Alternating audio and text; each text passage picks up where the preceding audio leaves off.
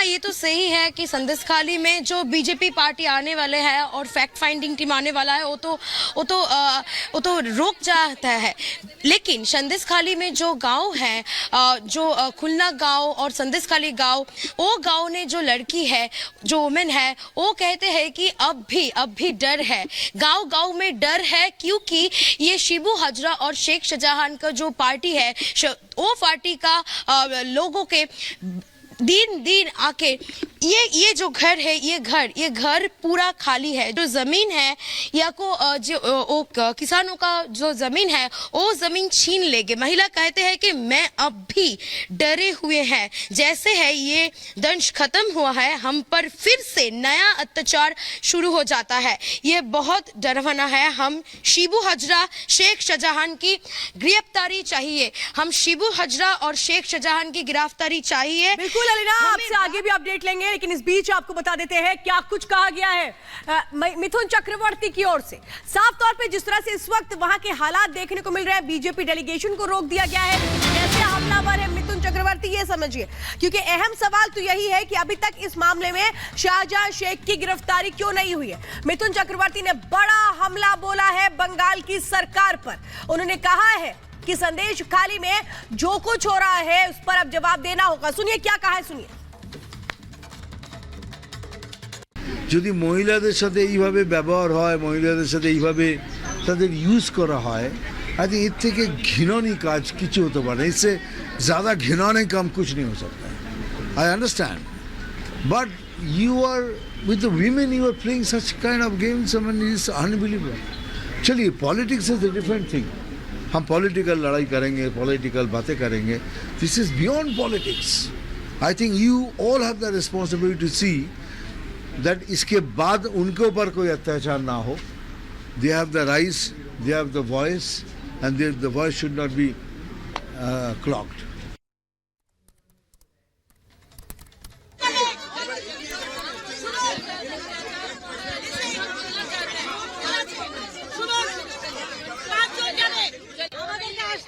আমরা বসে রয়েছি 2 ঘন্টা ধরে, পুলিশ আমাদেরকে আটকে রেখেছে। বলছে আপনাদের সঙ্গে কিছু হয়নি, পুলিশ বলছে আপনাদের সঙ্গে নাকি কিচ্ছু হয়নি।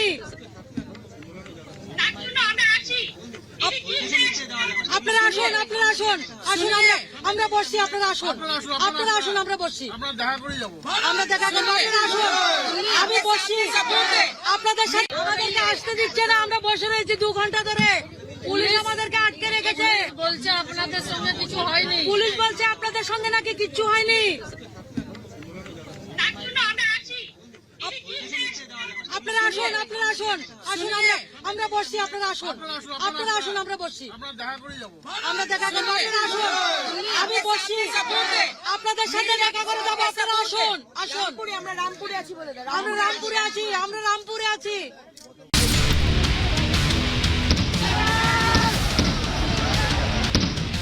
मोदी का ग्राफ बहुत मंदर दे करके थोड़े दिनों के विच ग्राफ ही डाउन करना। प्रधानमंत्री का ग्राफ उनकी ईमानदारी, उनके काम और भारत की 40 करोड़ जनता के आशीर्वाद से।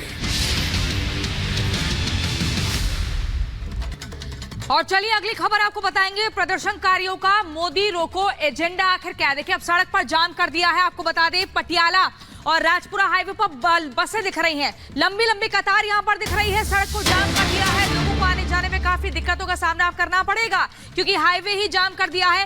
और ऐसी तस्वीरें दिख रही हैं। देखिए, इससे पहले हमने आपको बताया था शंभू बैरियर पर भी कभी मोटे मोटे पत्थर लेकर पुलिसकर्मियों पर फेंकते हैं, कभी सड़क को जाम कर देते हैं, कभी उपद्रव वाला माहौल बनाते हैं ताकि देखिए सरकार पर दबाव बनाया जा सके। लेकिन ये दबाव कैसा, इस पर सवाल भी काफी सारे श्वेता खड़े होते हैं। क्या इसको सियासी एक एंगल देने की लगातार प्रयास हो रहा है? क्या ये प्रदर्शन कम और मोदी रोको ज्यादा है? और एक और बड़ी खबर इस वक्त आपको बता दें, जींद में टोल प्लाजा को बंद करवा दिया गया है। खटकर टोल प्लाजा है जिसको बंद करवाया गया है। टोल प्लाजा पर प्रदर्शनकारी जुटे हुए हैं, तस्वीरें हम लगातार आपको दिखा रहे हैं। अब सवाल तो यह है कि अपनी जिन मांगों को लेकर के सरकार से इन्हें बातचीत करनी चाहिए थी, लेकिन अब जिस तरह से टोल प्लाजा को बंद करवाया जा रहा है, जगह जगह प्रदर्शन किए जा रहे हैं, ये तो इस तस्वीर को बताता है कि साफ तौर पे क्या दबाव बना करके अपनी बातों को मनवाने की कोशिश है। क्योंकि कल भी सरकार से बातचीत हुई, लेकिन वो बातचीत जिसमें ये कहा गया कि सिर्फ और सिर्फ आश्वासन से काम नहीं चलेगा। लेकिन अगर इसी तरह से प्रदर्शन जारी रहा तो फिर वो आम आदमी जो अपनी चीजों को एक तरह से कहें कि उन रास्तों के जरिए पूरा करता है, यहीं से बहुत सारे लोग ऑफिस भी जाते होंगे, बहुत सारे ऐसे लोग होंगे, बच्चे होंगे जिनको स्कूल जाना होगा, उनकी क्या गलती है, वो क्या करें। जिस तरह से टोल प्लाजा को बंद करवाया जा रहा है, सड़कों पर लंबा जाम है, तो एमएसपी के नाम पर 4 दिनों से प्रदर्शनकारी बवाल मचा रहे हैं। जगह जगह तोड़फोड़, पत्थरबाजी और जाम के हालात हैं। एमएसपी के नाम पर आंदोलन की पटकथा किसने लिखी है, लेकिन किसी ने भी जो भी लिखा हो, लेकिन इससे एक बात तो बिल्कुल साफ हो रही है, जो तस्वीरें सामने आ रही हैं, प्रदर्शन हो रहा है वो किसानों का नहीं हो सकता है। जिस तरह की तस्वीरें निकलकर सामने आ रही है, इसीलिए हम कह रहे हैं कि इस प्रदर्शन के पीछे कितने किरदार हैं। एक रिपोर्ट देखिए।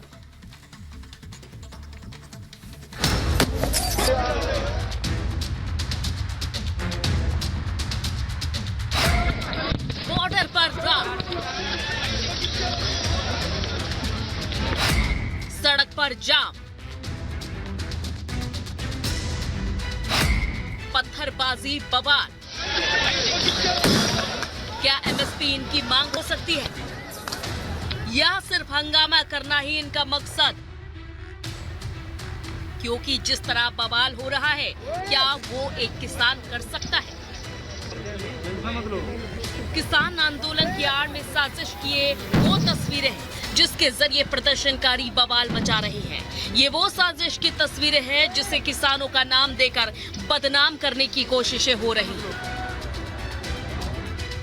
पत्थर बरसा रहे इन उपद्रवियों को देखिए, मुंह पर नकाब बांधे उत्पात मचाते इन फसादियों को देखिए। पुलिस और सुरक्षा बल शांति बनाए रखने की अपील कर रहे हैं, लेकिन प्रदर्शनकारी पुलिस पर ही पथराव कर रहे हैं। ये तस्वीर अंबाला की है, जहां एमएसपी की आड़ में उपद्रवियों द्वारा बैरियर पर उत्पात मचाया जा रहा है। उपद्रवी पुलिस पर बार बार पत्थरबाजी कर रहे हैं। प्रदर्शन कर रहे इन बवालियों की तैयारी की तस्वीर देख लीजिए। पत्थरों के छोटे छोटे टुकड़े कर रहे हैं जिससे आसानी से बरसा सके, दूर तक फेंके जा सके। इन बवालियों की वजह से यहाँ पुलिस के 18 और पैरामिलिट्री फोर्स के 7 जवान घायल हो गए। एक एक कर जो तस्वीरें आ रही हैं, उससे साफ है कि प्रदर्शन कर रहे इन उत्पातियों की कोशिश आंदोलन को उग्र बनाने की है। क्योंकि सरकार बात करने के लिए तैयार है, लगातार बात भी की जा रही है, लेकिन फिर भी हाहाकार। कल शाम की जो तस्वीरें थी मैं आपको बताऊं, कल शाम को जबरन कुछ जो किसान हैं प्रदर्शन करते हुए बैरिकेडिंग पर चढ़े, पुलिस की तरफ उन्होंने हमला किया, पत्थर फेंके, गाली गलौज पुलिस के साथ की। इसके बाद पुलिस को एहतियातन वहां पर आंसू गैस के गोले छोड़ने पड़े। आज देश बंद बुलाया है किसानों ने, कई इलाकों में टोल फ्री करने की बात हो रही है। जरा तस्वीरें देखिए, जहां तक आपकी नजर जाएगी करीब 3 किलोमीटर 4 किलोमीटर तक का ये एरिया है, जहां किसान रोड पर अपना सामान लेकर, डेरा डंडा लेकर बैठे हुए हैं। सिर्फ कहने के लिए ये शांतिपूर्ण प्रदर्शन है। जब मौका मिल रहा है किसान पुलिस पर हमला कर रहे हैं, पुलिस के साथ गाली गलौज कर रहे हैं। कल एक निहंग सिंह की कोई टोली थी जिसने जबरन बैरिकेडिंग क्रॉस करने की कोशिश की, जिसके बाद पुलिस को वहां पर टीयर गैसेस को फायर करना पड़ा। अब इस उपद्रव और बवाल का दूसरा हिस्सा देखिए। सड़क पर लंबी कतार, रेंगती गाड़ियां और परेशान लोग। इन प्रदर्शनकारियों की वजह से कुछ यही हालात बीते 4 दिनों से है।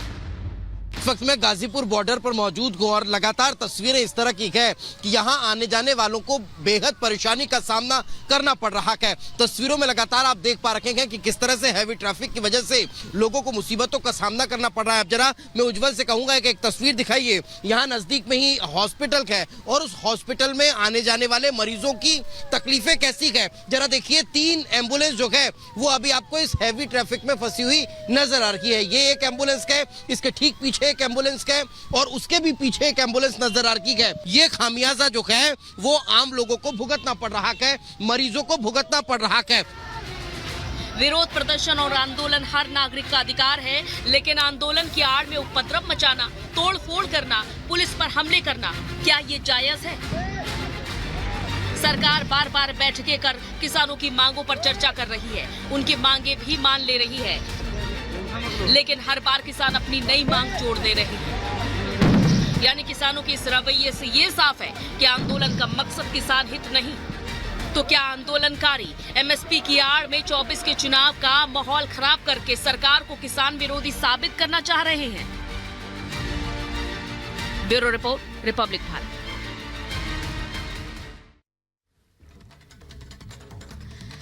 और हमारे साथी जो हैं ग्राउंड जीरो से हमारे साथ जुड़ गए हैं, धरेरी जट्टन टोल से हमारे साथ लोमस जुड़ गए हैं, इसके अलावा लहरा गागा टोल से हमारे साथ साहिल जुड़ गए हैं और सिंगू बॉर्डर से हमारे साथ जतिन जुड़ गए हैं। लेकिन सबसे पहले लोमस, धरेरी जट्टन से आप जुड़े हुए हैं, आपके पास हम आएंगे। यहाँ पर जानकारी हमें मिल रही है कि अब जो प्रदर्शनकारी हैं उन्होंने टोल को ब्लॉक कर दिया है और कई हाईवे जो है वहां पर बसों से रास्ते को जाम कर दिया है। इससे पहले हमने देखा था पत्थर फेंक रहे थे पुलिस कर्मियों पर। ये किस तरह की स्ट्रैटेजी अख्तियार कर रहे हैं? ये क्या तरीका है सरकार से अपनी बात को मनवाने का? अभी जहां आप हैं वहां पर किस तरह के हालात हैं?